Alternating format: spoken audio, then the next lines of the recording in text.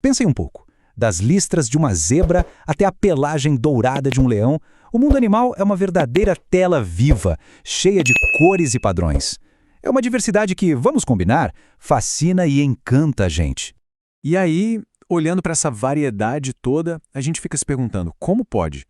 Deve existir um sistema genético super complexo por trás de tudo isso, né? Como a natureza consegue criar tantas combinações?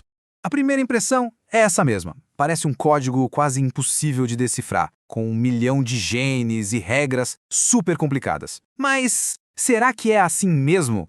E se eu dissesse que toda essa complexidade que a gente vê, na verdade é construída a partir de uma base muito, mas muito mais simples?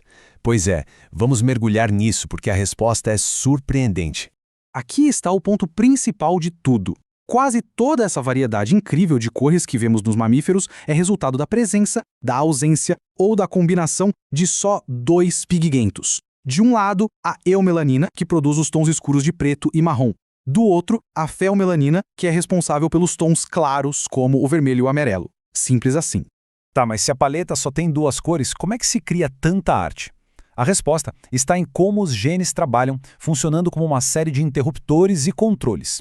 O primeiro grande interruptor que a gente precisa conhecer é o locus I. Pensem nele como um interruptor geral de energia para a cor escura. Ele basicamente diz sim ou não para a produção daquele pigmento preto ou marrom na pelagem. Vamos pegar um exemplo clássico. Um labrador preto tem pelo menos uma cópia do alelo dominante E, que deixa a cor preta aparecer. Já um Golden Retriever, ele tem 2 cópias do alelo recessivo E, e o que isso faz? Bloqueia completamente o pigmento escuro, revelando só a feomelanina, o amarelo. Ok, se o locus E é o interruptor de liga e desliga, o locus A, ou agouti, é o artista.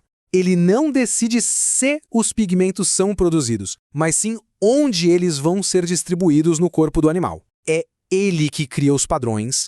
E olha só a variedade que só esse gene consegue criar. Vai desde a pelagem de uma cor só, como a de um Cocker Spaniel, passa pelo padrão selvagem, que lembra dos lobos, e chega até as marcações super conhecidas de um Doberman. Tudo isso é o gene agouti trabalhando como um verdadeiro pintor genético. Certo. Então já temos os pigmentos e os interruptores básicos. Mas a coisa fica ainda mais interessante. O que acontece quando um gene resolve ignorar completamente as ordens de outro? Vamos ver isso agora. Isso nos leva a um quebra-cabeça clássico da genética de cães. A gente sabe que o pigmento escuro pode ser preto ou chocolate. Então, de onde vem o labrador amarelo? A resposta para esse mistério tem nome: epistasia. É quando um gene se sobrepõe a outro. Funciona assim, ó. Primeiro, o locus B define se o pigmento escuro vai ser preto ou chocolate. Mas, e aqui está o pulo do gato, se o cachorro tiver o genótipo EE no locus E, esse gene simplesmente desliga a produção de qualquer pigmento escuro.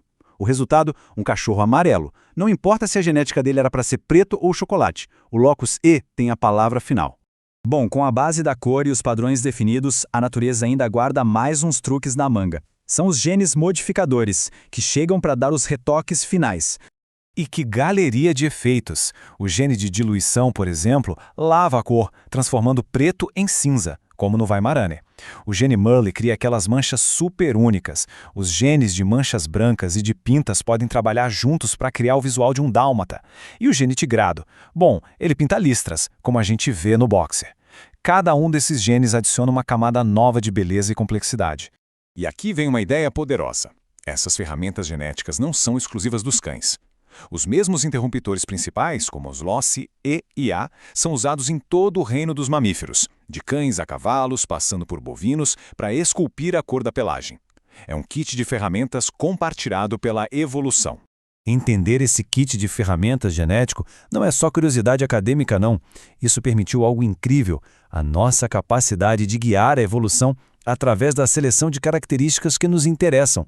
É isso. Ao longo de séculos, os criadores aprenderam, mesmo que de forma intuitiva no começo, a identificar e selecionar essas combinações genéticas específicas para, de propósito, criar as raças que a gente conhece e ama hoje.